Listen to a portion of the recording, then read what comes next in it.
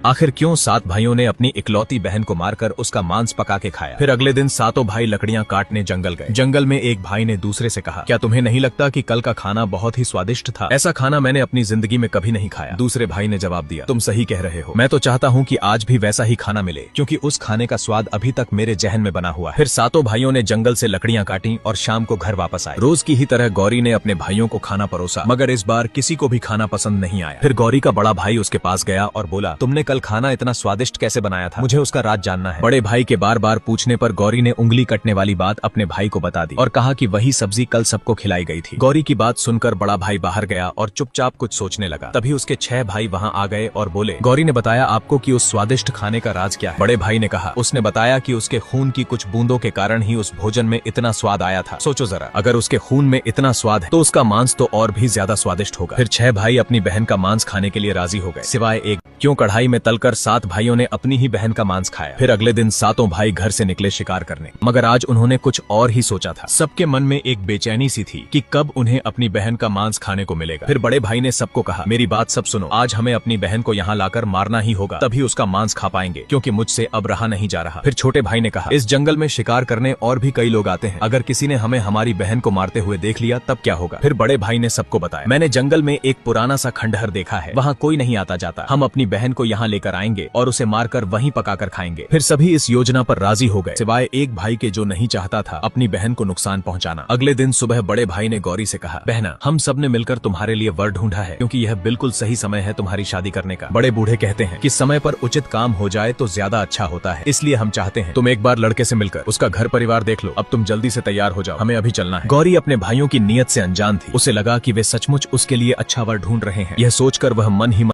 क्यों 7 भाइयों ने अपनी बहन को मारकर उसके टुकड़े टुकड़े कर खा लिया। फिर बहन तैयार होकर अपने भाइयों के साथ निकल पड़ी। पूरे रास्ते वो अपनी शादी के बारे में सोचकर बहुत खुश थी। अब काफी देर चलते चलते बहन के पैरों में दर्द होने लगा और वह एक जगह बैठ गई। फिर गौरी ने अपने भाई से पूछा, भैया और कितनी दूर तक चलना पड़ेगा? मैं अब बिल्कुल थक चुकी हूँ, अब मुझ में चलने की हिम्मत नहीं है। बड़े भाई ने उससे कहा, बहना, वो देखो, बिल्कुल सामने ही उस रास्ते के आखिरी छोर पर लड़के वालों का घर है, बस वहीं तक हमें जाना है। अपने भाई की बात सुनकर गौरी मुस्कुराते हुए उत्साह के साथ आगे बढ़ने लगी। फिर बड़े भाई ने छोटे से कहा, अब सही वक्त आ गया है, यह बिल्कुल सही जगह है। इशारा मिलते ही सभी भाइयों ने बहन गौरी को पकड़ लिया। गौरी कुछ समझ पाती इससे पहले भाइयों ने गौरी को नीम के पेड़ से मजबूती से बांध दिया। गौरी ने कहा, मुझे रस्सी से इस तरह क्यों बांधा है? भाइयों के चेहरे पर हल्की सी मुस्कुराहट थी, जैसे मानो कोई भूखा शैतान घूर रहा हो। भाई बोला, ये भागी तो मैं तुम्हें खा जाऊंगा, इसीलिए रस्सी को मजबूती से बांधना। भाई के मुख से निकले हुए शब्दों को सुनकर बहन के पैरों तले जमीन खिसक गई। वो सोचने लगी, यह कैसा कलयुग है कि भाई ही अपनी बहन की जान लेना चाहते हैं। क्या इनमें से किसी को भी मुझ अपनी बहन की पीड़ा देखकर सबसे छोटे वाले भाई की आंखों से आंसू